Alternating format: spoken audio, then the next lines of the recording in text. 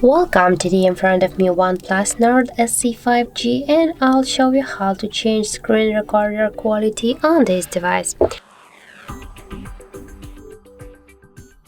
So first you should open the notification bar and find the screen recorder item, and just we have to launch the screen recorder settings. So press and hold for a while your screen recorder item, and here as can you see we got our recording options, and here we can just tap to the bit rate and switch our